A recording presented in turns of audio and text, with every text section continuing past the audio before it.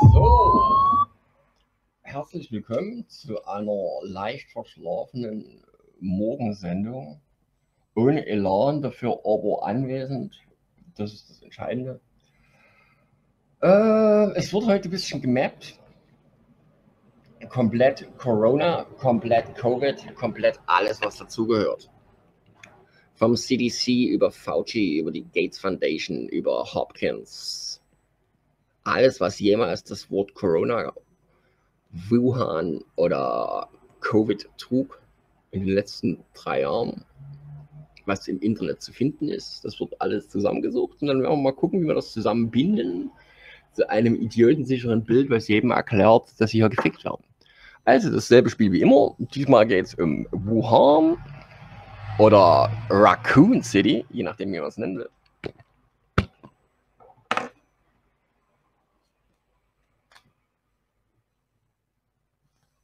Das würde ich gleich als Info vorneweg.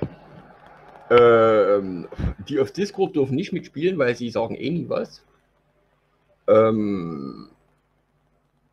Wer das Interesse hat, mitzuhelfen, kann sich bei Telegram melden, aber nur, wenn er dann auch spricht. Ansonsten gleich lebenslang geblockt, einfach nur für die Aktion, dass ich ihn freischalte und er dann nichts sagt. Gut, weil die ganzen Lauscher, das ist mir zu dumm. Ich gehe mittlerweile schon in andere Kanäle, weil mir mein eigener Kanal auf den Sack geht, weil sie doch immer bloß lauschen und nicht mitreden. Das ganze Prinzip eines Sprachkanals ist, dass ich nicht mit mir alleine rede, sondern Antworten kriege. Es ist manchmal echt nicht einfach mit euch, aber immer noch besser als mit Polen. Hätte ich beinahe gesagt. Gehen wir mal rein. Covid-19 Panic und Technocracy oder Managed Crisis. Oder lieber Technocracy und Brzezinski oder The Great Reset oder lieber Making Sense of the Insane World oder The Clown's World. Alles, was du kennst, ist Illusion, ist The Clown World. The Disinformation, Disillusion, Clown's World of your mind. Ist aber auch langweilig, deswegen würde ich sagen, wir fangen erstmal an mit Digitale Immortality and Enslavement of Humanity. Klingt erstmal annehmbar zu diesem Riesentopic. Boot. Na, geht das jetzt hier mit dem Vorsprung? Was it oil shortages? We can get into that, how that was created. In the late 1920s, economists were talking about how sustained growth had been maintained. The stocks market was going to grow and go up and up and up, and there was prosperity for everybody just around the corner. Then there was the bust in 1929 and the Great Depression for the next 10, 12 years. And of course, the World War. And we've talked, and you've talked about how all those events are kind of interconnected or related, these constant crises, economic, dislocation, crises in war, and geopolitical reorganization. So this is kind of what we're in now. I think it's not just we're not just talking about a novel virus or a bad flu season or the controversy over so-called vaccinations. This is part of a bigger plan to reorder society. In fact, they admit that. The World Economic Forum admits that this is part of the Great Reset. But all these crises we see, pipelines not working, supply chains being disrupted by cyber attacks, are all kind of part of this false scarcity, austerity, and crises. An arc of crisis applied to the West. So I'll let you take it from there. Well, yeah, essentially we have the poisoning of the well when it comes to, I guess you could say, our philosophy. The Bible, the West, Christianity. The idea is that it has produced all of these oppressive structures that rape nature, that rape the oppressed, the underclass. The whole story is that it doesn't work because it's all built on exploitation. And so we're told that it's just destructive. It's all chaos. It's toxic. The culture is toxic. The economic system is toxic. People of the West are toxic. And so there needs to be a reset. There needs to be a new system, a year zero. I was thinking about the different revolutions all the way back to Weishaupt, to the Marxists, the communists, the Bolsheviks, the Jacobins, right? The idea was we've got to have a year zero because everything is structured according to the oppressor-oppressed narrative. And ironically, if you listen to Klaus and you listen to World Economic Forum and these liberal elites, they're couching it in similar ways that, you know, we've been in this oppressive system. The future's got to be fair, it's got to be equitable, and it's got to all be redistributed.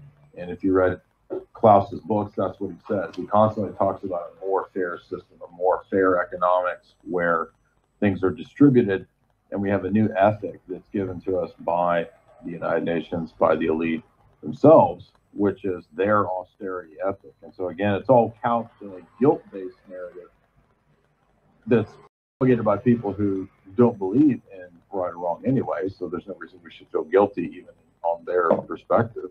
But it doesn't matter because it's not about logic, it's not about consistency, it's not about giving reasons for things. It's about the way O'Brien explains to Winston, the party tells you what's true. And it's true because the party says so. It's self-referencing authority. It's intentionally circular, viciously circular. But as Winston says to O'Brien, you got to understand that I don't care about what's actually true or false. All I care about is managing the perception of the masses. And so if you can convince the masses through climate change, the green agenda, Extinction Rebellion now, that eating meat is bad. And by the way, have you noticed that Klaus is a big proponent of this, as well as Bill Gates now, the vegan agenda, that you're bad because you eat meat. You're going to have to change everything that you do, your diet, your lifestyle, your economic system, everything has to be reorganized. And that is what this Great Reset is. It's not a real great reset. It's the final revolution. It's bringing in the post-human world. And that's why the last third of Klaus's book is dedicated to the transhumanist technocracy. It has nothing to do with, you know, fixing the world's problems. I mean, unless you believe that fixing the world's problems is just getting rid of everybody. But that's essentially what they think. I just can't get past the fact how clear it's been made to me this last week that really Fauci, Gates, Klaus Schwab, these individuals are basically perfect analogs to the O'Brien character. I mean, they even act, talk, and say the things O'Brien says. It's quite amazing, really, especially given Fauci just said, if you disagree with me, you disagree with science. I am science, right? It just echoes O'Brien saying, Winston, I am truth. We are truth. There's no truth outside the party. And we are what we say what science is. It's not what you think it is, you say. Yeah, along that line, looking at watching a press conference, I guess, during the G7 that just convened. And Boris Johnson, the Prime Minister of the United Kingdom, father is an advocate of population reduction, has actually joked about viruses wiping out half.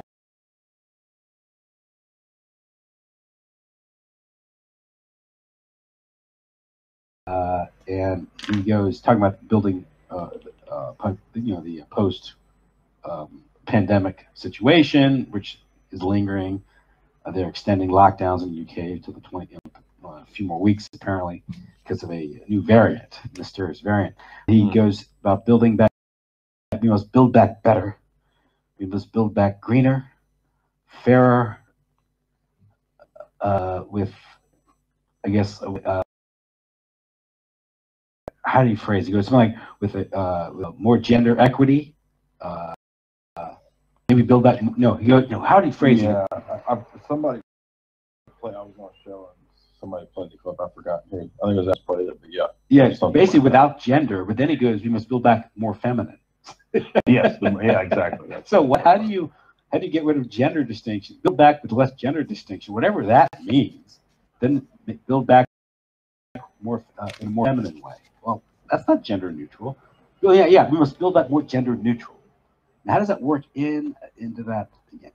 I don't know what's going through his fevered mind anyway, because he's just came back from his honeymoon, from his third or fourth marriage. I don't know, because we must build back build back more gender neutral and build back more feminine.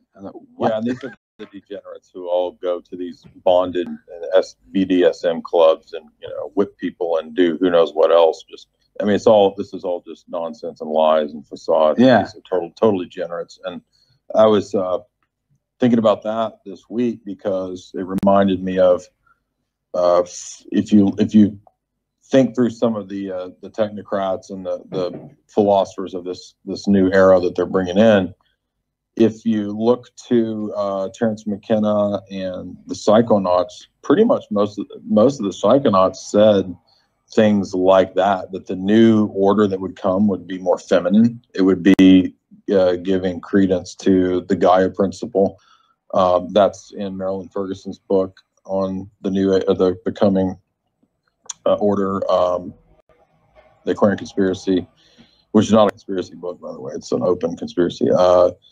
I think even H.G. Wells said this, right? A big part of the new order would be the feminization of all aspects of society. So, I mean, he's obviously just trying to score political points and talk liberal BS, but there is actually a component to the idea. Fritjof Capra makes quite a bit of this idea that we need to shift away, get this, from masculine things like reason, logic, mathematics, to feeling.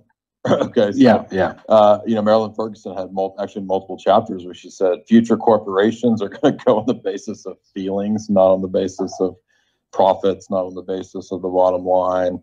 You know, fact-based systems, because there's no facts, right? There's just whatever the party tells you. So, yeah, that's actually a subtle psychological warfare thing to take perceived oppressed groups, right, whatever kind of minorities or women, and everything is being kind of leveled and inverted via the oppressor-oppressed narrative. Now, it used to be, of course, it was class warfare. There's still a little bit of class warfare when it's needed, you know, between Antifa and the cops, or Antifa and the 1% or whatever. But most of the time, the warfare, the oppressor-oppressed is, you know, the Caucasian middle class is the oppressor. Yes. And all of the other groups are the oppressed. Because that means everybody from black people to furries to pick any of the most disgusting, degenerate sexual perversions. And those are just the oppressed minorities, you see. Yeah, of course, you know, laws have been, policies have been introduced actually to introduce, you know, chicken hawks to pursue, go after kids and these things, promoting that stuff. You know, promoting this in schools and promoting in children's television. They have like Blue's Clues, this children's programming had a tranny character in it. This is for kids, you know. How would that ever be considered appropriate? You know, any normal standards. But yeah, I mean, you appeal to emotion, emotism, and of course that enables you to rule by fear easier. So you appeal to the emotional, appeal to the feminine, and you don't have logic, you don't have, you know, critical thinking. Therefore, you're much easier to like carry out a COVID-19 agenda.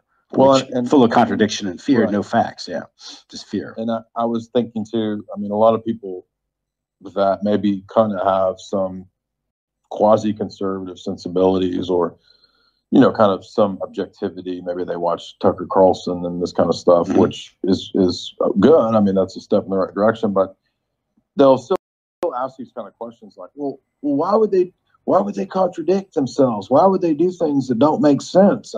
You know, they're mystified by this, and it's the very thing Winston asks: why do you do contradictory things? Why do I revise the history? Why do I make history contradictory? And why do all of these things? That freedom is slavery, and ignorance is strength, and truth, and all this stuff. And basically, O'Brien says because it's a form of psychological warfare, is more or less what he says. He says because that confuses you. Don't you see that getting you to accept contradictions, inversions, and things that are, it's not just gaslighting. It's also, it's just a means of throwing you off. Like it confuses you, and that's the purpose of it. Is here. So people ask, you know, why are they doing this? Why is it so contradictory? It's intentional. That's the whole thing. O'Brien explains to Winston at the end is, yeah, of course it's contradictory. It's meant to be on purpose. Yeah, that's why not just because it's a degenerate thing, but the whole promotion of transgenderism by the entire power structure of the West. Exactly. Media, academia, even medicine and, law and the courts. Why is this being promoted? Well, it's to promote sort of this destroying male, female, and also promoting a degenerate agenda, but it also forces you to accept something that you know is not true, contradictory. It forces you to say 2 + 2 = 5. Yes, can I keep my job if I say 2 + 2 = 5? Exactly. Only problem is I'm an engineer. Is that good? Bridges are going to start to collapse. My engineering. So how long will we be able to actually? That's what I keep wondering is, I mean, if you start applying these inversions to your actual job and the things that you do, society's going to collapse pretty quick, because you can't build a bridge, right, when 2 + 2 = 5.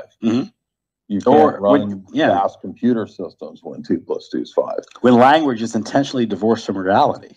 Exactly. Like when you're the so-called, misgendering.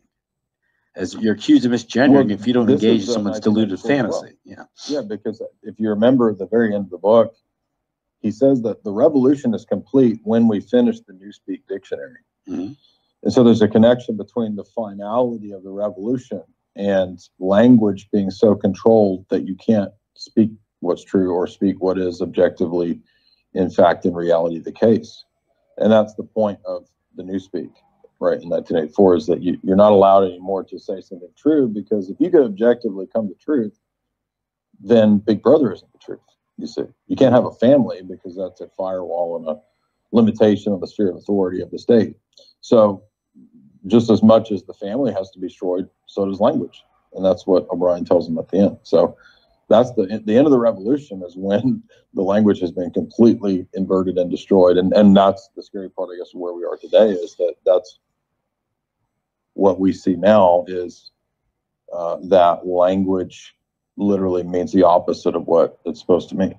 And that's intentional. Yeah, we had a case here where a teacher was, I guess, put on administrative leave because he would not misgender somebody, or use the gender the student supposedly wanted, which is different from his biological sex. He sued and he got his job back, but the fact that the county would initially do that means it shows just how corrupt these institutions are. Well, this is why relativism had to be promoted for so many decades. This is why the education system succeeded in taking the philosophical, cultural, and ethical epistemological relativism and inculcating all of the education structure with that there is no truth. Truth is whatever you want it to be and whatever you make it. And I mean, again, bringing it back to the psychonauts, I never really noticed until I read Terence McKenna say it, that if you look at radical gender theory, he kind of just mentions it in passing. He says something to the fact that the psychonauts were actually the beginning of that, because it was through all of their hallucinogenic trips and whatnot that they had acquired this postmodern notion that words are kind of magical, and you can just, since words kind of tell us what's going on in the external world, in reality, it's what is reality and what's the external world, aka the Kantian that the Collins brothers talk about. Well, then we can just change the words, and once you change the words, then you change people's perception. And just like O'Brien says, it doesn't matter what's externally, objectively the case. We don't care about that. O'Brien says what matters is controlling people's thought and perception, mind control. And so relativism, subjectivism are the beginning points of mind control. That's where you get people to that state where nothing is true. Then you just become a receptacle, a receiver, and a transmitter of total, mind control information that the system basically downloads into you. Now, if that sounds crazy just from the standpoint of watching media and the education system brainwashing you. Now they're going to the next phase where you will literally, this is going to sound crazy, but as a human being, you're going to become a receiver and transmitter literally. I believe that's what they're trying to do, is they're doing experiments to see if they can mutate people to become transmitters and receivers in a literal sense. That's what this is all about, I think.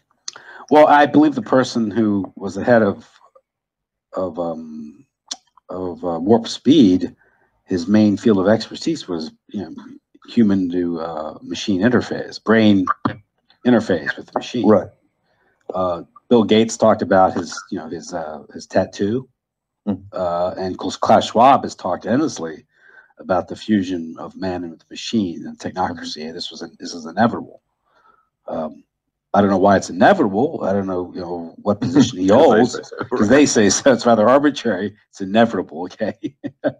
But yeah, they openly talk about it, you know, and you know, obviously, you know, the trend with technology, getting everyone online and dependent on computers, and you know, this sets the whole society up for a collapse, because now we hear about, you know, cyber attacks, cyber warfare, and various, you know, they call it ransomware attacks. Just mysterious as the virus, and I guess it's as invisible as the virus.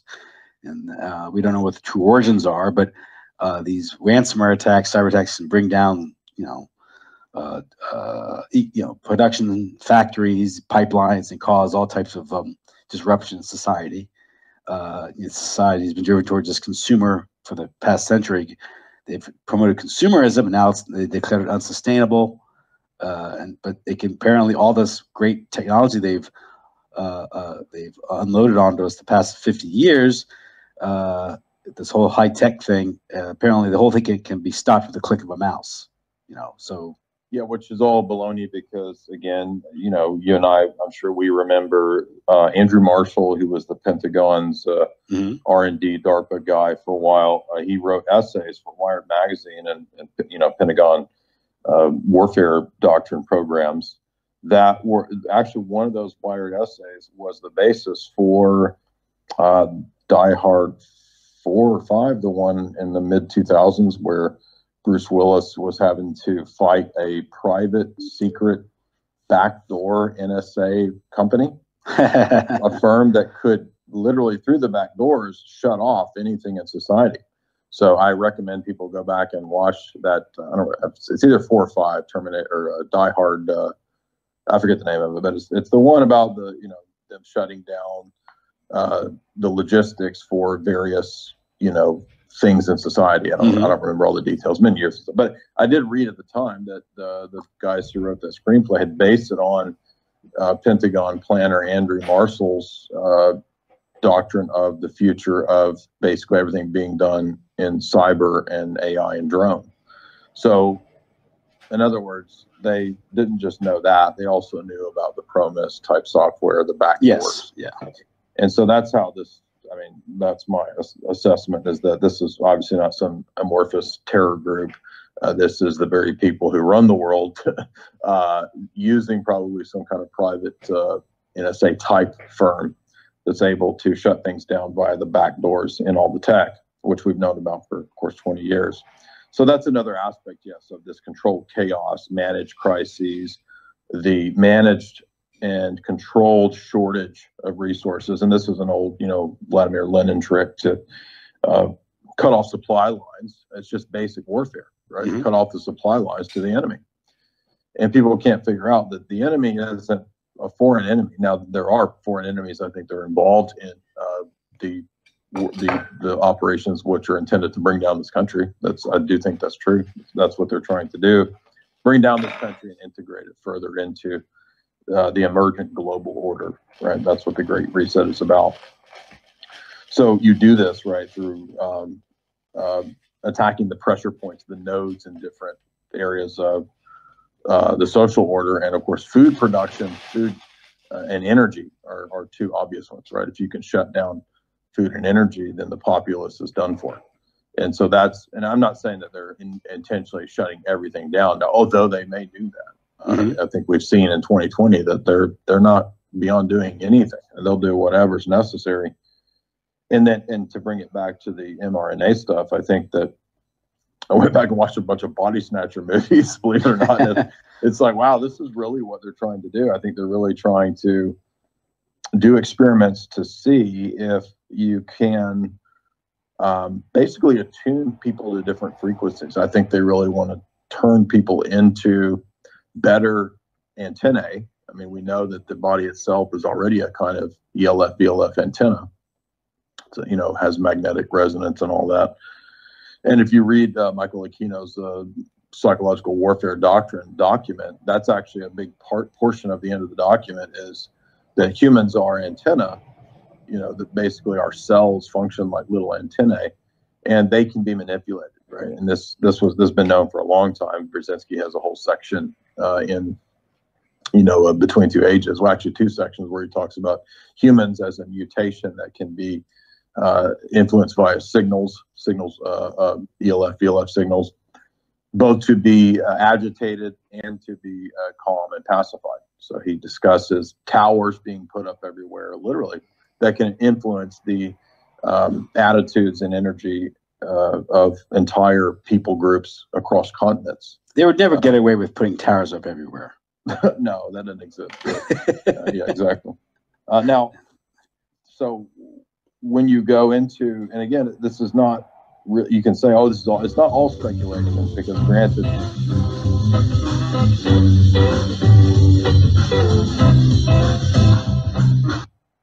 here. So we have 25. So put that in perspective. Italy reported 164,000 deaths between January, February, and March of this year. Now, last year, the country reported 183,000 deaths over the same 3 months. So less people have died in Italy overall this year than last year. Only 12% of COVID-19 deaths list COVID-19 as the cause. Reports show 88% of Italy's alleged COVID deaths could be misattributed. On March 18th, Italy's National Health Authority released a statement which showed that more than 99% of Italy's coronavirus fatalities have been people who have suffered from previous medical conditions. The average age of death is 78.5. I think the life expectancy in Italy is 82. I think they have one of the older populations in Europe. As someone has said, if you want to remember, these people died with coronavirus, not from coronavirus. Now, here's a piece written by John Rappaport. He investigates a lot of medical fraud and AIDS and these things, and also viruses and vaccines and such, the medical cartel, as he calls it. But he penned an article recently. He writes, finally, let's look at the figures for ordinary flu for the whole planet. A study published in the Journal of Pharmacy Therapeutic states influenza is a highly contagious respiratory illness that is responsible for significant morbidity and mortality. Approximately 9% of the world's population is affected annually with up to 1 billion infections, 3 to 5 million severe cases, and 300,000 to 500,000 deaths per year. I think I said there are 39,000 deaths globally reported so far. A billion cases every year. Is this called a pandemic? Is the whole world locked down every year? Of course it's not. Trusted source. The flu has resulted in 9.3 million to 49 million cases each year in the United States since 2010. Each year, on average, 5 to 20% of the United States population gets the flu. It is estimated the flu results in 31.4 million outpatient visits and more than 200,000 hospitalizations each year. During the severe 2017-2018 flu season, one of the longest in recent years, estimates indicate that more than 900,000 people were hospitalized and more than 80,000 people died from the flu in the United States alone. Of course, what they call the flu, that's also problematic. These are just flu-like symptoms, pneumonia, these things.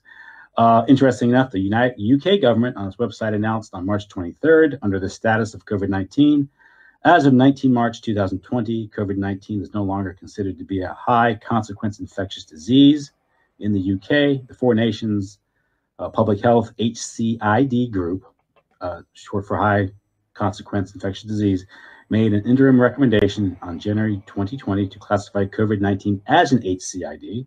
This was based on consideration of the UK HCID criteria about the virus and the disease, with information available during the early stages of the outbreak, which is like probably not much information.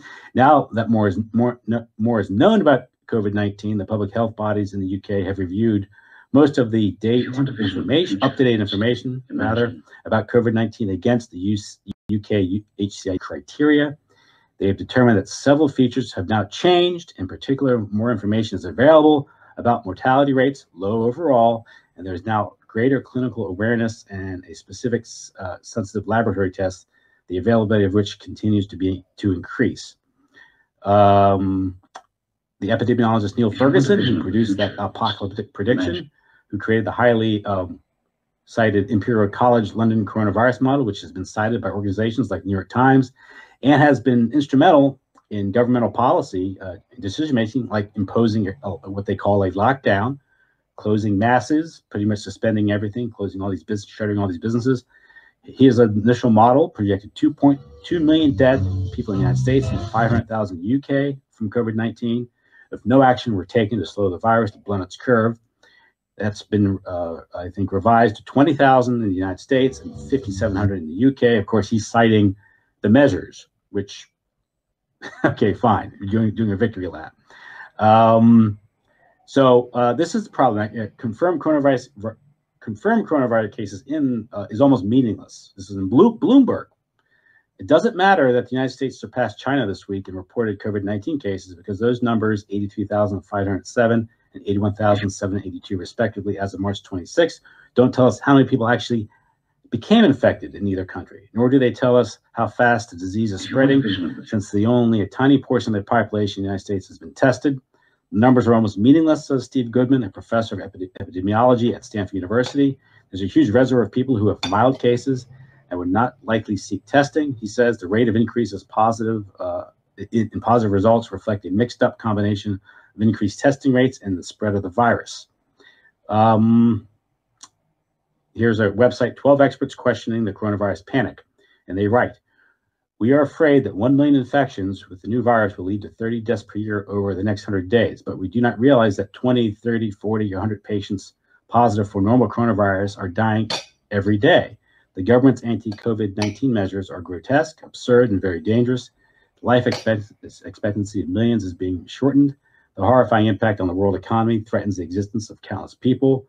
The consequences of medical care are profound. Already services to patients in need are reduced, operations canceled, practices empty, hospitals personnel dwindling, all this while impacting profoundly on the whole of society. All these measures are leading to self-destruction and collective suicide based on nothing but a spook.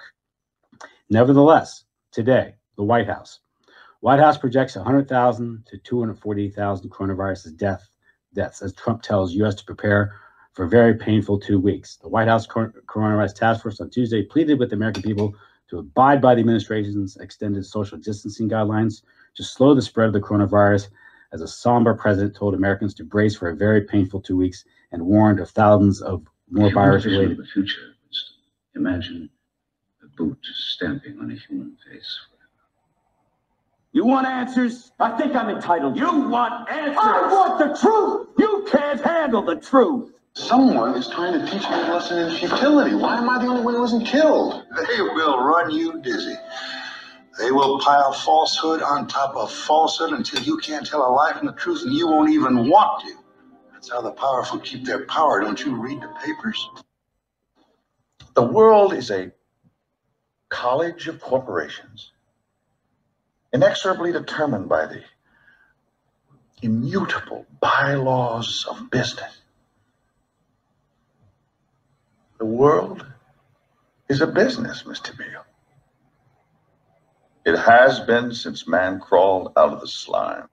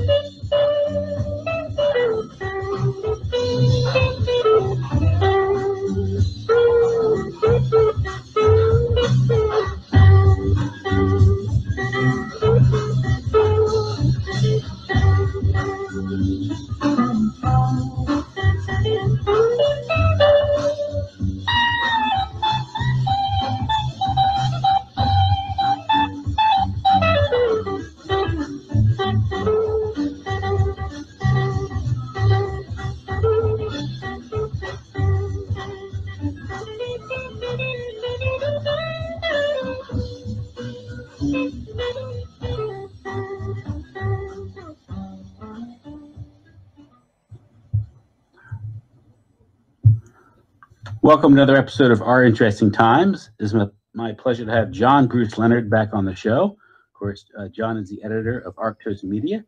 He is also the, and we're all perfectly aware of it. And I believe that this is a universal feeling to some extent or another. It manifests in different ways in different people. People have different interpretations of it, but all of us feel to some extent that we're living in a time of crisis. There's something in the underworkings beneath us that's not quite stable. It's not quite right. So taking that as my presupposition for this book, obviously a number of questions follow from that. First of all, how did we get here? Why are we in this condition? And then what do we do now? How do we move forward from this crisis? Crisis is characterized, in my view, by a number of peculiarities. One of these being that you cannot resolve a crisis by dwelling within the crisis. You have got to break free of it somehow. And so the question, of course, becomes, how do we get out of it? How do we get to a perspective, to a higher ground from which we can visualize our condition, visualize our circumstances, and understand exactly what's happened to us, so that we can begin to think of a positive way forward rather than simply falling back into the very easy critiques and recriminations and accusations that we certainly need to be bringing up against our modern society, but which are not sufficient to get us out of this slow creeping nightmare into which we are gradually falling. And so that's kind of the general premise of the book. One of the ways in which I believe this crisis manifests itself most clearly is in the breakdown of the political language that we use today. So, for example, the left-right distinction, which has been pretty much a go-to binary now for easily 100 years and probably longer than that. It emerged in the French Revolution, and it can be traced back, in my opinion, to the Enlightenment itself. It's very much an Enlightenment dichotomy. This view no longer holds good in the way that it did 50 years ago, which is to say that today there are a number of problems with this view. The conservatives, for example, have failed completely to conserve anything. And so there's obviously a weakness inherent in that idea of the political right as it's been established for several hundred years. But more than that, there are also a number of viewpoints or movements, or in some cases even something approaching worldviews that move beyond this binary and attempts to find ways of understanding politics from a point of view which is not acceptable either to the conventional left or to the conventional right. In some cases, they take features of both of these things and seem to mix them, in some cases more or less haphazardly, but in other cases, there's a real logic to it. And this shows that the political thinking that we've been living under is no longer sufficient to understanding the political scenarios that are presented to us. We cannot use it, we cannot presuppose it as we once could. And this, to my mind, is a very clear symptom of the crisis in which we find ourselves, and it leads us into an investigation of what exactly it means to speak of the right. In my view, the right cannot be understood as simply half of a singular political spectrum. But I believe that the word itself is very indicative. It's connected to many things beyond simply the political right. There's also a sense of right in the terms of justice. There's a sense of right in the terms of morality. There's a sense of right as well, just in the sense of rectitude, a straight line. And all of these things contribute to making the right, in my view, a very useful way of approaching political things. Yeah, you mentioned that even someone as ancient as Edmund Burke fit well within the liberal or Enlightenment tradition. His critique goes, think of Edmund Burke and his, and this was sort of the basis of conservative opposition to modernity, you know, the early stages of modernity. But nevertheless, as you mentioned, the conservatives have failed to conserve anything. And, you know, we think of William F. Buckley. You referred to his famous remark, yelling "stop" at history, standing athwart to history and yelling "stop." You know, but again, that again is an acceptance of the Enlightenment ideas, which I guess from your book, you see them as just fatally flawed. Just it's something that really you can't make an accommodation with. You have to, and ultimately to we reach the stage where we are now, you know, coming to an accommodation where they're accepting it part way simply isn't good enough. This gets back to what you were saying about the present moment being a reductio ad absurdum, a reduction to the absurd of these views that have informed us for the past 5 centuries. And I do think that when we speak of modernity, obviously there are a number of differing currents within modernity. It's very difficult to reduce all of that to a single viewpoint. But I do think that the Enlightenment is, in a certain sense, the beating heart of the modern worldview and of the modern project. And to my mind, the Enlightenment is fatally flawed. There is no way of establishing Enlightenment ideals on Earth in the fashion that their proponents believed we should be attempting to do. Any attempt to form an Enlightenment society will inevitably lead to something else, because these are not ideals that are fit to human beings.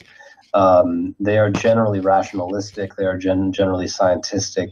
They exclude as much as they include of the human being, in my opinion. And what's more, I believe they exclude the most important part of the human being and of human life, which is to say the spiritual, the aspect which transcends this merely physical plane. And I think that this failing of the Enlightenment can be seen across the board. This is something that we clearly are seeing on the level of society and culture, and all of the absurdities and the monstrosities which are issuing from these attempts to socially engineer human beings and to make them into some kind of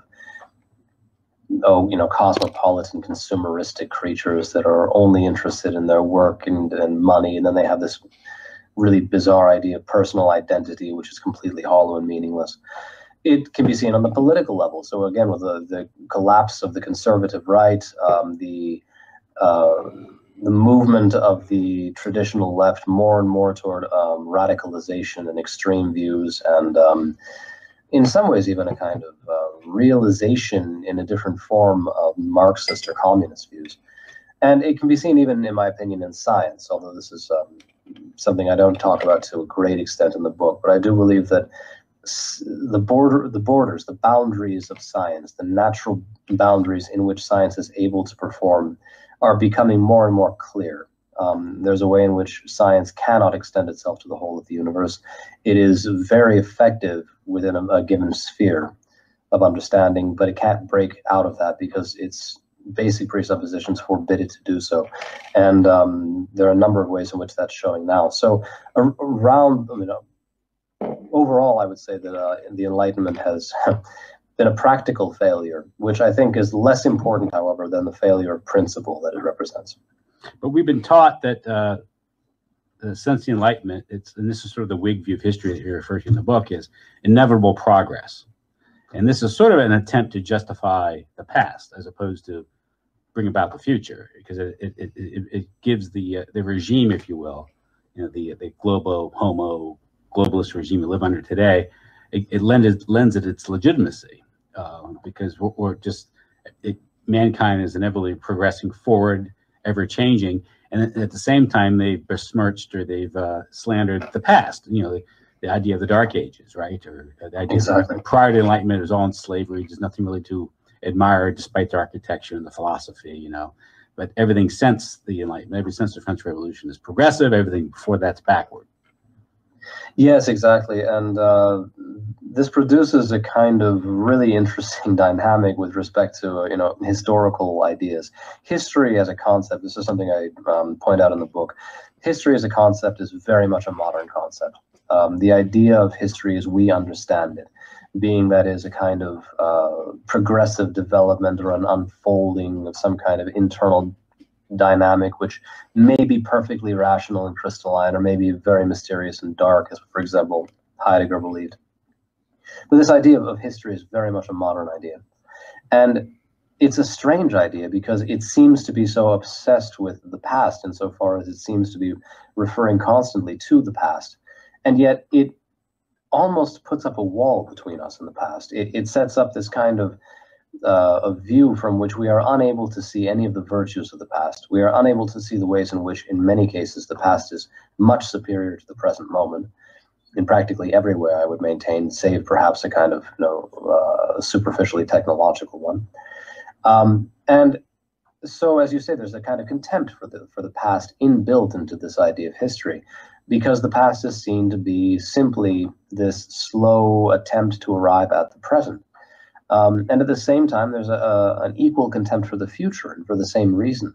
We hear talk of the end of history, and this idea necessarily means that things have to stay the same. They have to be how they are now, which is not, of course, to say that social justice won't continue to spread its lovely wings across the entirety of society, and people won't become ever more tolerant and ever more accepting, et cetera, et cetera. But the basic structure of the political views that we live under, the basic philosophy in which we exist, has to continue if we're living in the end of history, because anything else would represent, obviously, a decline, a kind of retrogression. And this is, I think, a large part of the reason for the extreme intolerance that is seen on the part of these individuals, and their inability to accept any kind of critical ideas regarding their own views. And it's odd because not when you look at history, not history as a force or a spirit like Hegel, or like a science, as Lenin would say, just as things happened. For most of modern history, meaning recorded history, European history, let's say going back to the first 1500 years, say since the birth of Christ up until the Reformation, Europe was very illiberal. Yet it progressed, and there was great, it flourished under the idea that the whole concept of the faith was Europe and Europe was the faith, and this was very completely different than the type of presuppositions we operate under today. Even today's Pope, today he embraces liberalism. He embraces separation of church and state, which is a contradiction of the doctrine of the church that he leads. But again, everyone's. Oh, you talk about in the book The Enlightenment how the entire world has fallen under its teachings, liberalism. This is the sort of the this is the virus that has taken over the software. Now this is the default setting of the modern world. Is all these ideas. But if you look at history going further back, even a mere 500 years, but before that there was 1500 years of something completely different. Yeah, right, exactly. And another many thousand years before that, they extend all the way into a kind of the dim-lit prehistory of the world, which I think is probably not at all what we're taught it is. I think there's probably a lot more to it than we fancy from our historicist perspective, which likes to see everything coming out of this kind of evolutionary milieu, and these sorts of primitive people crawling out of caves and building straw huts or whatever it was they did. But right, exactly right. I think that's very true, Tim. And I think that the contradictions that are inherent to the Enlightenment are already present in that remark, that right now we're living under thoroughly Enlightenment views, because obviously the kind of society that we're living under today is not exactly what the Enlightenment forefathers would have had in mind. In some ways, superficially, I think they probably, just being as they were from a gentlemanly class, most of them, I think they would probably find many of the moral turns that have recently afflicted us rather horrific. But there's also this way in which the society that they foresaw and that they envisioned is not possible in the world. This kind of society of which perfectly balances liberty and equality to the extent that every human being is equal before the law, and every human being is endowed with an equal amount of liberty. This is an impossibility. I have a couple of chapters dedicated in the book to this point, that there's a tension between these two things. You cannot have a perfectly equal society that's at the same time perfectly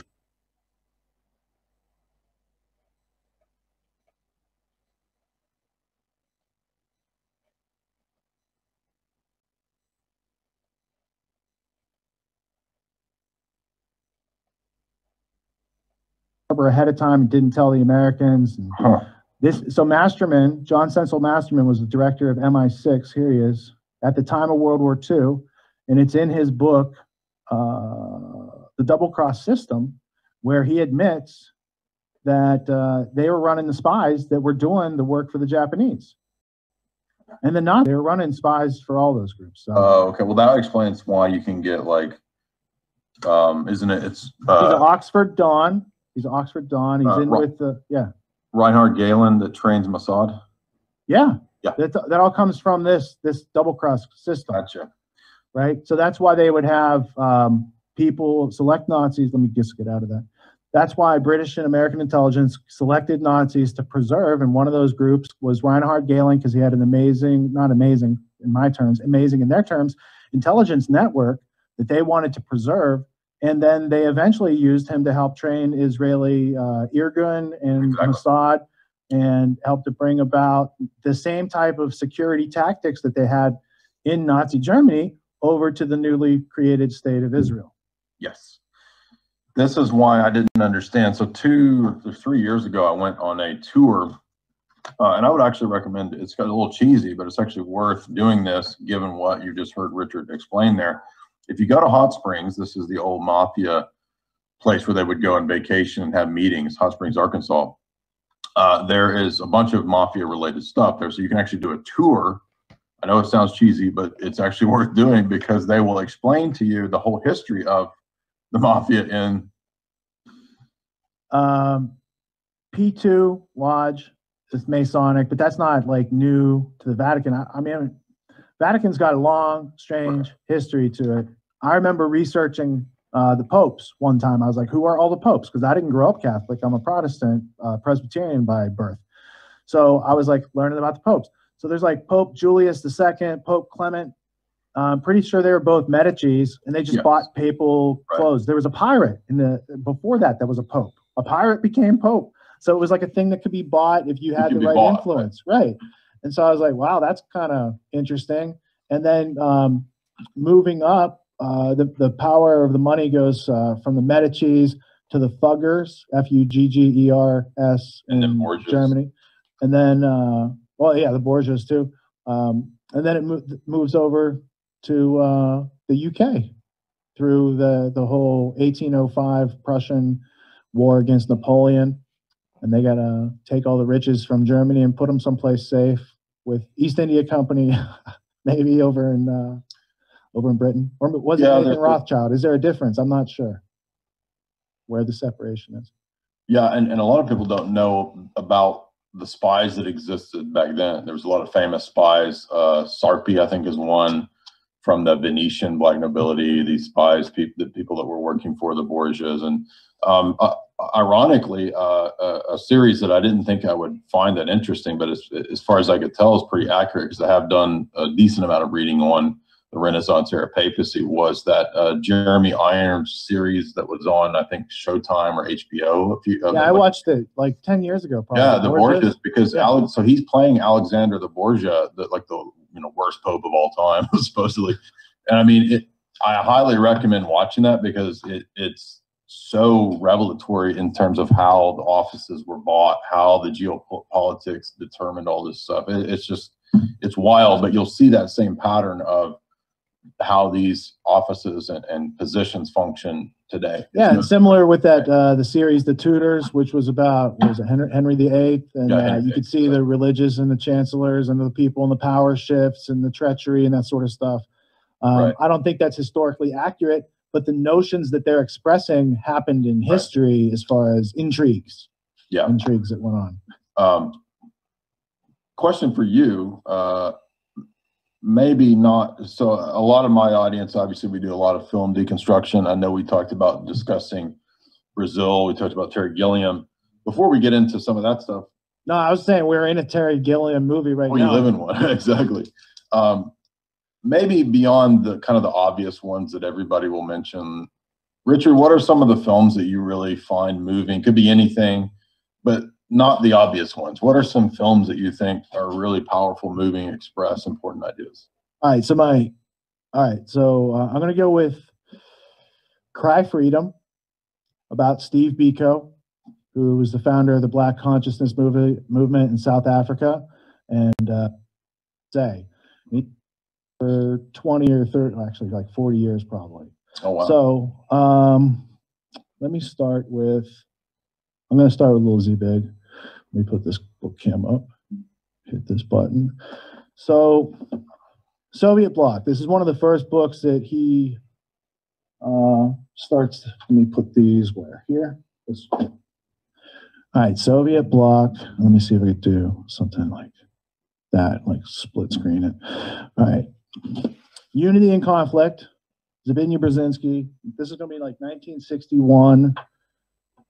Russian Center for Research. So it's Harvard and Columbia University.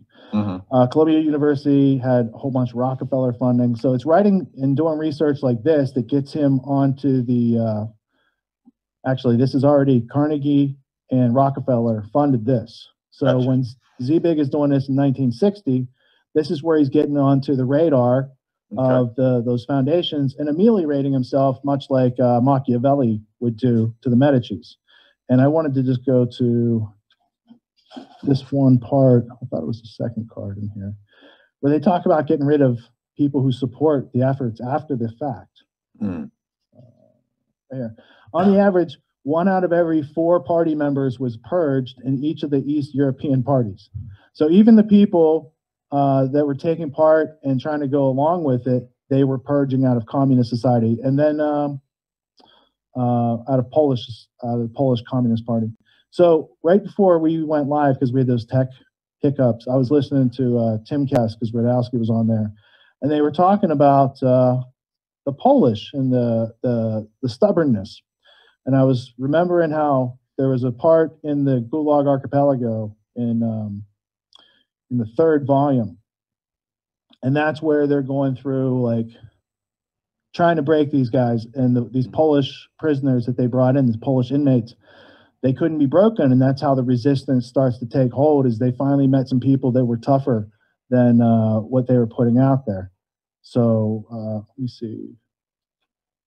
Well, so Brzezinski's book is, it's internalizing Stalinism, the cult of personality. So on page 273, our enemies assert that the personality cult of Stalin was not engendered by definite historical conditions which have already been passed out, but by the Soviet system itself, what they consider its lack of democracy, and so on. Such slanderous assertions are refuted by the entire history of this development of the Soviet state. And then it talks about the cult of personality cannot be defined solely to the person of Stalin. The cult of personality is a certain system which prevailed in the Soviet Union and which was grafted to probably all communist parties, as well as a number of countries of the socialist camp, including Poland. So that's Brzezinski, 1960, before he gets into Technotronic era, but that's one of the earlier works. Okay. And then you're familiar with this one, where he starts to say, hey, look, we can take this technology and we can use America as a jumping point. At the same time, he's writing this book, praising, let me zoom in for you. This is my favorite page of the book. This is page 135 of Technotronic era. For impressive evidence of Western participation in the early phase of the Soviet economic development, see Anthony C. Sutton's Western Technology and Soviet Economic Development, 1917 and 1930, Stanford, 1968, which argues, quote, that Soviet economic development for 1917 and 1930 was essentially dependent on Western technological aid, end quote, that's page 283, and that, quote, at least 95% of the industrial structure received this assistance, page 348. 95% of the Soviet Union that came to be like our enemy. So, hier haben wir uns nochmal aus dem Buch direkt des Sowjetblock nochmal eindeutig bewiesen, dass McCarthy, als er wiederkam und sagte, hier, ich habe eine Liste mit allen Konzernen aus der Sowjetunion, die von uns kommen, und dann wurde er rausgemobbt, damit er diese Liste nicht offenbaren kann, damit niemand merkt, dass die gesamte Sowjetunion von hier kommt. Und die kommunistische Partei von China kommt auch von hier. Und hier ist aber da. Und da ist aber London. Egal, wo es stinkt, am Ende ist es immer London. Es ist wichtig zu verstehen, das Rheinland-Pfalz. Die Gulags waren in Hand, das war ein Private Partnership. Ja, Gulags wurden per outsourced Firma aus Amerika betrieben. Faszinierend, oder? Auslagerung von Massenmord. Hätte Hitler das gewusst, Mensch, du. The Cold War was built by Western technology and economics. Right. Obviously, according to the conspiracy theory, right? So if you talk to people about, oh, Sutton's a conspiracy, oh, really? Then why is Brzezinski trying it? Yeah, I think conspiracy theory is what people say when they don't know how to do the reading of the book you're talking about. They don't know how to handle themselves, so they just fart out their mouth and say conspiracy theory. Right. There's a couple others. This is he did this book with Scowcroft, and I'm pretty sure it's with Scowcroft. Anyway, this is one of the more recent ones. This is kind of watered down, talking a bunch of geopolitics. It's not really relevant. This is global domination or global leadership. This is kind of more relevant to what's going on. It fits in with more of his grand chessboard. Right. And then this other one from '89 is grand failure, when he thought that the Soviet communist regime was done, and now they're back stronger than ever. So he's kind of wrong a couple times in his book, but let me just show you two things out of this. Because I read part of this Sunday night in Grand Theft Auto. It's good for your audience too, for people to know this. So page 10 in The Grand Failure by Zbigniew Brzezinski is Edmund Wilson perceived, these are apologists for Stalin's gulags. So I'll frame that up a little bit like that. That's better. Among these intellectuals, Soviet-style democracy was accepted as being legitimate, if not more so, by Western democracy. Stalin's totalitarianism was seldom even noted, much less condemned. Sidney and Beatrice Webb insisted that Stalin did not rule as a despot. Quote, he has not even the extensive power of which the Congress of the United States has temporarily conferred upon President Roosevelt, or that which the American Constitution entrusts for 4 years to every successive president. End quote. Do you know the relevance of Sidney and Beatrice Webb, Jay? Do you know who they were? No. Okay, so Sidney and Beatrice Webb were Fabian socialists who I believe also ran with Blavatsky. So it's the esoteric connection of their spirituality plus the political aspect of Fabian socialism represented in Sidney and Beatrice Webb, his wife, who are part of the Cliveden set, I believe. Is Beatrice Webb the woman that wrote that book about global government? She has a New World Order book. Probably. Okay. Yeah. And then here's another piece. This unqualified admiration of the Soviet system under Stalin extended even to the Gulag. So here's some apologists for the Gulag. Dr. J.L. Gillen, a one-time president of the American Sociological Society, wrote, quote, "It is clear that the system is devised to correct the offender and return him to society," end quote. Harold Lasky, the British political economist, concurs, writing that he detected in the Soviet system an quote, insistence that the prisoner must live, so far as conditions make it possible, a full and self-respecting life, end quote. A longtime journalist in Soviet affairs, Maurice Hindus, took the claim even further, quote, "Vindictiveness, punishment, torture, severity, humiliation have no place in this system," end quote. And then here's the money shot. George Bernard Shaw even noted an element of voluntarism in Stalin's system of labor camps, writing, quote, "In England, a delinquent enters jail as an ordinary man and comes out a criminal type, whereas in Russia, he enters as a criminal type and would come out an ordinary man, but for the difficulty of inducing him to come out at all. As far as I could make out, they could stay as long as they liked," end quote. The initial fascination with the Soviet effort to build a new society during the 1930s, like this was their Great Reset, reflected in these blissfully misguided views and gained an enormous boost with Stalin's defeat of Hitler. Even the ensuing Cold War could not disabuse many Western intellectuals of their romance with the communist reconstruction of society. A reconstruction of society is a Great Reset. Page 11.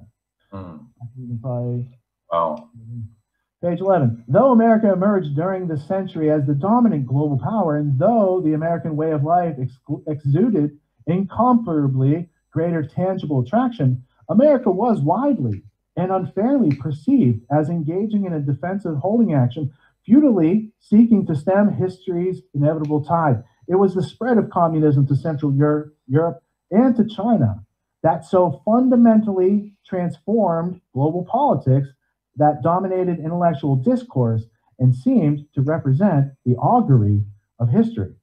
Now, how did they get this communist revolution in China? Right, the Rockefeller Foundation and these other nonprofit foundations helped to sponsor it, and then Genau, denn Mao war ein Yali und Chiang Kai-shek eine Bankers-Bitch. Die ganze kommunistische Partei ist ein Witz von Yale. Wenn man das verstanden hat, dass alle Probleme erschaffen wurden, ist es ganz einfach, die Probleme zu lösen. They had already set up the medical system. So when you do like the Rockefeller system of medicine being brought into China in like 1917, 1918. This is how Mao is a Yali, right? Yell and Ton. Yeah. And so there's a lot. I mean, there's a whole bunch more Brzezinski stuff, but I just wanted to kind of show like this thing that's going on today as far as this romance with communism has happened before with 50 million people being killed in Russia and 100 million being killed in China. According to some estimates, you got tens of millions plus or minus either way. But the democide study by the University of Hawaii cites that there's a whole bunch, there's 300 million deaths in the 20th century caused by government, not through war.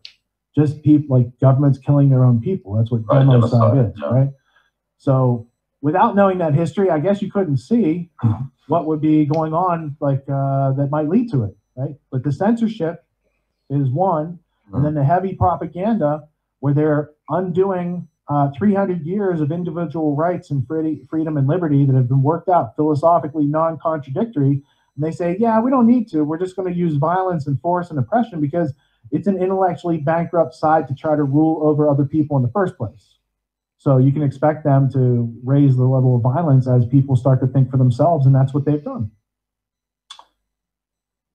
Could we change gears and move to, because I know we've been going for a little while now. I don't know exactly how long we've been going, but I'd like to touch on the psychological warfare involved in the alien nonsense. And the reason we're talking about this is that I think it does. I don't believe in aliens, first of all. I don't believe in extraterrestrial beings. We're going to lay aside the metaphysical questions like we did earlier when we were looking at religion as a tool to be manipulated by the elites.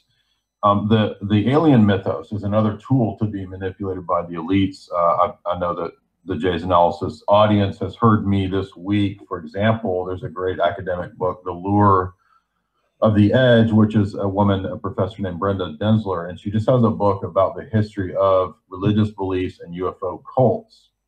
And amazingly, there's a chapter that I cited in my book about the Brookings Institute in the 1960s, talking about how if there were the mythology and the story of an alien mythos that was promoted to the West, it would reorganize the entire West's religio-political system. They would dispense with Christianity and move into something new because aliens would call into question all the whole, previous biblical story, right? Now, whether you believe the Bible or not, the point is that. Nochmal kurz für alle verständlich. In dem Augenblick, wo UFO landet, ist Gott tot. Aber auch Moslemgott und Judengott und Hintergott. Weil dann sind alle tot, because UFO ist gelandet. Deswegen landet das Fake-UFO.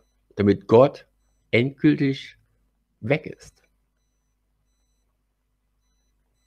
Habt ihr das nie gewusst? Das ist doch eindeutig. Sobald Robogott da ist, ist Normalgott langweilig. Dann gibt es ja die God League of the Universe, von die Gods für die Gods und die Supergods mit die Super Saiyajin Gods. Dann ist unser Gott doch bloß nur ein dritte Reihe Gott. Und dann bricht das Ganze zusammen. Dann ist der muslimische Gott bloß nur ein Oldschool-Gott, der gar nicht vergleichbar ist mit den neuen Göttern und dem Robogott schlechthin und bla und hin und her und kreuz und quer. UFO landet, Religion sofort tot. New Age fluppt rein mit Kreta-Agenda, Gaia und Horde, not Logik. Ich hatte gestern noch so ein tolles Gespräch. Das war eine Qual. Also echt, wenn jemand anfängt mit Reden und ich schon nach 2 Minuten weiß, dass die nächsten 15 Minuten der Text kommt, weil ich dasselbe Gespräch schon mit 1000 anderen Leuten exakt 1000-mal genauso geführt habe, die immer mit denselben Sätzen kommen, die immer zur selben Erkenntnis führen.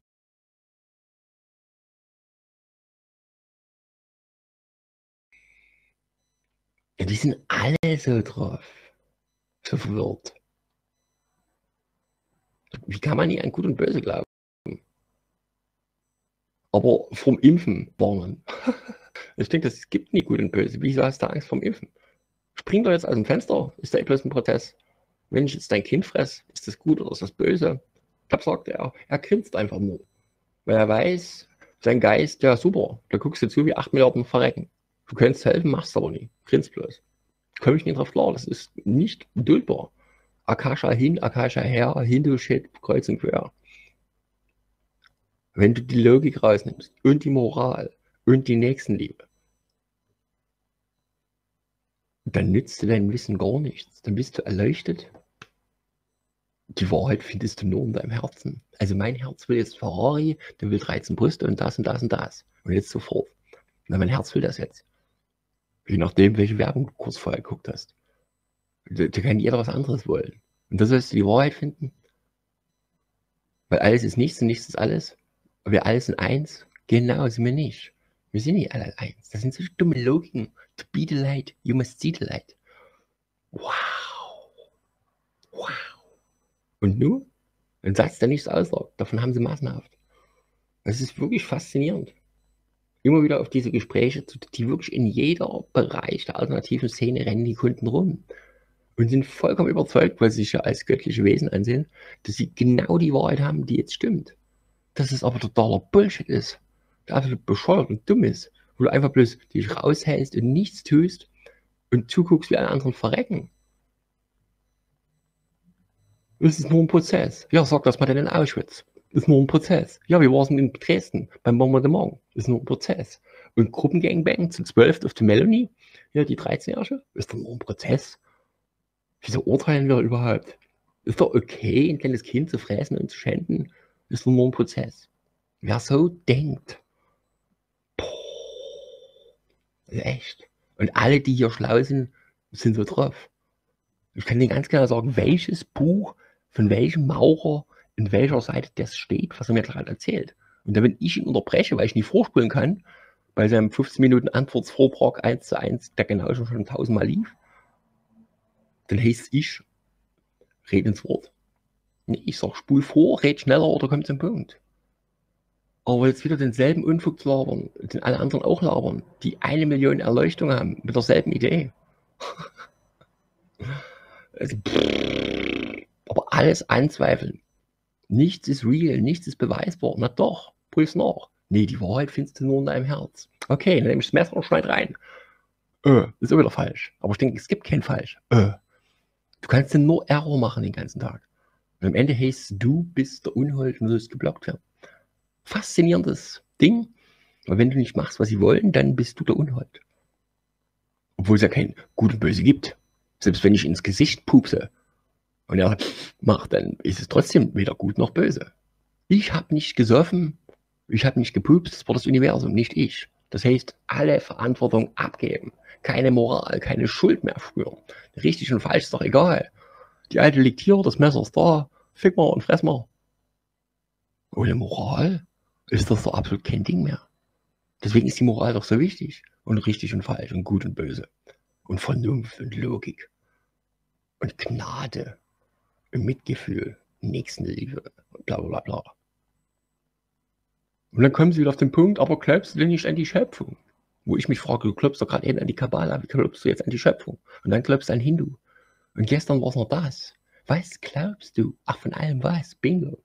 Und wenn das die Grundvoraussetzung ist für jede Debatte, ist es normal, dass ich nach 3 Sekunden genervt bin? Weil die Göttlichen glauben ja wirklich, dass sie als Erster die Idee hatten. Aber ich habe die Gespräche 1000-mal mit den 1000 selben Worten in derselben Kombination. Das ist faszinierend. Vielleicht finde ich nochmal, dann nehme ich es auf.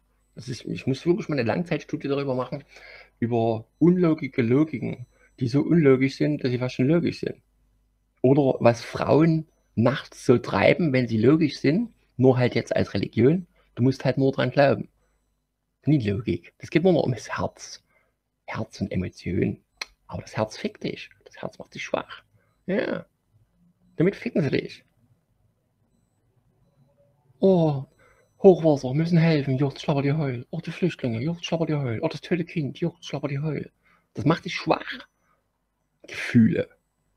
Und dann kannst du nicht mehr die Entscheidungen treffen, die getroffen werden müssen. Deswegen kommt die Frau noch nicht zum Militär. Weil da geht es ja nicht um, oh, der hat viel schönere Schuhe als ich, das ist unfair, lass den uns umbringen. Das sind emotionale Entscheidungen, die trifft keiner. Du musst klar, rational, nie wie eine Frau im Kaufrausch, sondern wie ein Mann hier nach dem Sex oder so. Wobei, ist auch blöd. Ihr wisst aber, was ich meine. Ja. Aber ich bin immer noch positiv überrascht, dass selbst diese dummen Gespräche besser sind als die Gespräche, die ich manchmal führe innerhalb des freigeschalteten Discord- oder Telegram-Spektrums, wo Leute reden können und das kommen sie dann an mit Schnorch. Und dann verlasse ich meine eigene Sendung, nur um nicht mehr zuhören zu müssen. Ich finde das Level an Qualität so erbärmlich schlecht. Ja, wir waren mal Dichter und Denker, die schleißen auf diesem Planeten und jetzt denke ich mir, die sind alle gegen die Wand gelaufen und gegen dieselbe Wand. Und der eine merkt nicht, dass der andere schon vor ihm liegt. Und denkt sich nur, oh, ist das bequem. Da lege ich mich auch mit hin. Direkt in der Gaskammer. Natürlich, ist doch nur Flux. Komm, stell an. Komm, mach an das Gas. Geh doch schnell, ich komme wieder als Ameise. Oder als Schimpansenbär. Ach nee, scheiße. Das war da die letzte Evolutionsstufe, Generation Z. Du wirst nie wieder geboren. Dann bist du für immer weg. Und was hat's gebracht? Du weißt nie, ob es aus Nirvana wiederkommt. Und selbst wenn, dort gibt's nichts. Nicht mal Brüste. Im dümmsten Fall die Unendlichkeit mit Merkel neben dir. Und dann, wird's ein Horrorfilm. Dieses kurzdenkende, bis zur nächsten Kreuzung, niemals vorausschauende und moralisch dabei so abgebrüht, dass man immer sich raushält, aber trotzdem von oben herab meckern kann. Ja, die kriegen das nicht hin. Die kriegen das nicht hin. Das ist doch, du musst nur nach deinem Herzen gehen. Okay. Der Obdachlose, der gerade Hunger hat, geht nach seinem Herzen und will was zu essen. Der gerade die Nutte bumst, geht nach seinem Herzen und denkt sich, gib mal ein bisschen Coke, ein bisschen Geld. Nutten gibt es dann mehr. Also wie kannst du ein Herz als emotionalen Grundfaktor für eine Variable nehmen, die du dann wissenschaftlich ergründen willst? Geht nie. Deswegen ist es ja die Dream World. Wenn du immer an dem Punkt bist, dass du das glaubst, dass entweder alles nichts ist oder alles ist Dualität, wenn du das wirklich glaubst, außerhalb der Trinity, der Dreifaltigkeit, wenn du wirklich glaubst, dass Gott der Invisible ist, nicht mehr das, was Jesus war, wenn du anzweifelst, dass er überhaupt real ist, und wenn du sagst, das Datum stimmt gar nicht, das stimmt gar nicht, und die waren am falschen Grab, der ist gar nicht wieder auferstanden, die haben einfach das falsche Grab, und der war gar nicht Wunder, der war gedopt. Ja, nimm doch lieber Robogott, probier mal was Neues, geh mal aus dem Christentum raus und spontan bist in der Todessekte drin. Ja, mei. Tomorrowland und Burning Man. Ja, danach verbrennst du dich selbst und wirst ein neuer, ein LSD-geformter. Mit verschiedenen Formen und Farben, mit Blümchen und Kettchen, aber niemals mit einem Buch. Perfekt. Slave. Niemals rebellierend, vegan. Das gesamte Konstrukt.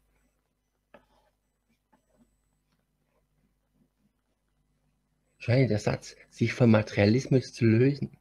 Okay, dann gibt es seit 200 Jahren.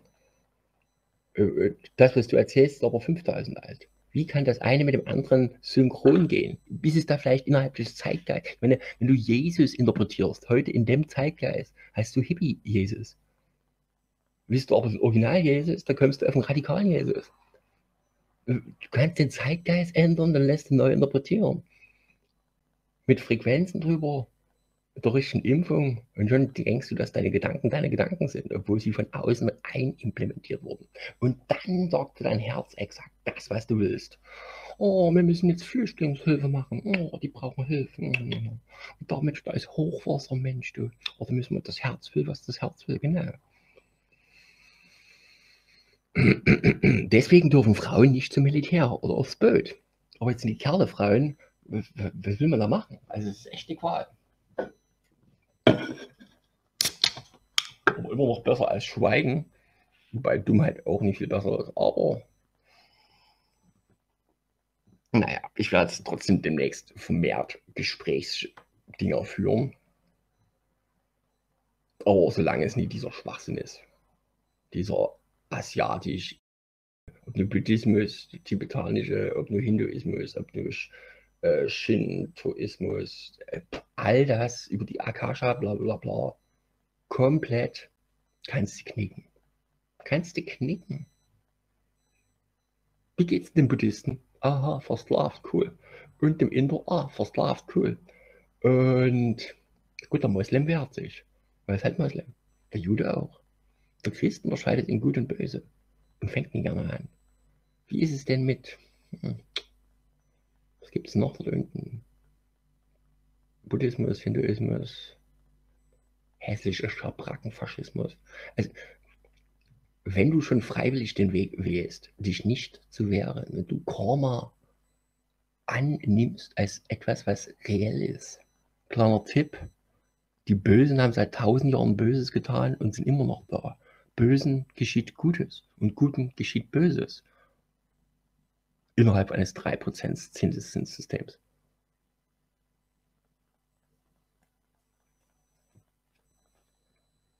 Weil hätten wir jetzt nie als die Rüpel agiert, hätten die Bösen gewonnen. Karma hätte niemals funktioniert. LSD wurde eingeführt, weil wir sind alle eins. Nee, sind wir nie. Wir sind nie alle eins. Wer sowas glaubt, dass wir alle eins sind, der glaubt auch, dass Gut und Böse gleich sind und schon immer gleich da waren, ist auch Schwachsinn. Weil irgendwann bist du an dem Punkt, dass du glaubst, ja, das Leben ist so kurz, der Tod ist viel länger, freuen wir uns lieber auf den Tod und fangen schon eher an. Du bist nämlich bei Massenmord und Spaß dabei. Das kann man sich auch schön reden, philosophisch gesehen.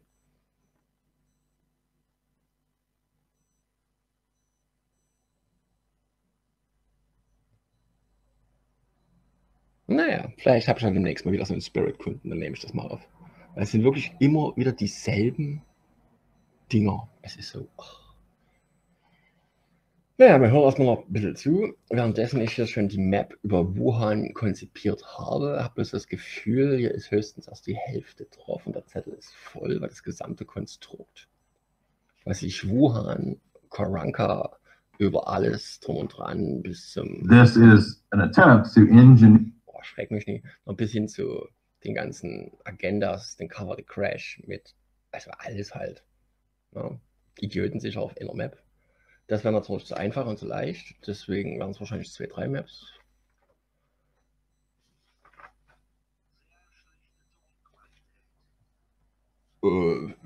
Ich höre dich wenigstens, aber sehr schlechte Tonqualität ist nur auf Telegram, weil auf DLIVE ist die Qualität mikrofonisch gesehen. DLIVE ist einfach nur so, damit ihr dabei sein könnt, wenn ihr wollt, aber müsst nicht unbedingt. Gestern war das gleiche, auf DLIVE war der Ton gut, aber hier auf Telegram schlecht. Oh. Da kann ich jetzt aber trotzdem nichts machen. Außer vielleicht bei Telegram mal sagen, die sollen mal ihre Mikrofontechnologie verbessern. Vielleicht kann man ja auch die Einstellung des Mikrofons, Moment, Rauschunterdrückung ausgeschalten, Einladungslink teilen, nur mal hier raus und gucken, ob man die Einstellung von den Sounds irgendwie verbessern kann. Sprache, nee. Chat-Einstellungen, nee. Kein Plan. Es sieht aus, als wenn du mit dem anderen Gesprächspartner sprichst, die Bandbreite halbiert wird, es verzerrt. Wenn du alleine sprichst, wie jetzt, ist es ganz gut. Ja. Das sind Dinge, die klären sich normalerweise irgendwann selbst innerhalb des nächsten Updates. Und wenn nicht, klären sie sich dann irgendwann von alleine selbst innerhalb des übernächsten Updates. Weil ich kann jetzt eh nichts dran ändern, von daher, das sind so, kann man eh nichts machen. Ist wie so eine Schwangerschaft, wo man schon vorher weiß, dass am Ende was Hässliches rauskommt. Aber es hat dann auch eine Usbeken gebumst. Also man kann nichts ändern. Ist wie so eine Merkel, wo man weiß, die kommt noch 4 Jahre. Egal. Insgesamt vielen, vielen Dank an der Stelle. Wer kennt den? Wer irgendwas zu Corona, zu Wuhan hat, tut alles nochmal raus. Was war wie, mit wem, zu was. Alle Infos der letzten 2 Jahre zu dem gesamten Konstrukt Corona, Wuhan, Merkel war wo, wann, wie, wer hat es bezahlt, wer hat es finanziert, wer hat dort gespritzt, wo war Pfizer, wo war AstraZeneca, wo war Obama mit der Finanzierung, mit dem Club of Rome, über das Robert Koch und PCR, zur Cambridge Analytics und Hopkins, über Lockdown, bla bla bla. Drängt eure Köpfe an und los. Ich mache auch nochmal mit Discord auf. Wobei in Discord meistens nie was Sinnvolles kommt. Die Leute sind so verwöhnt. Es ist so schlimm.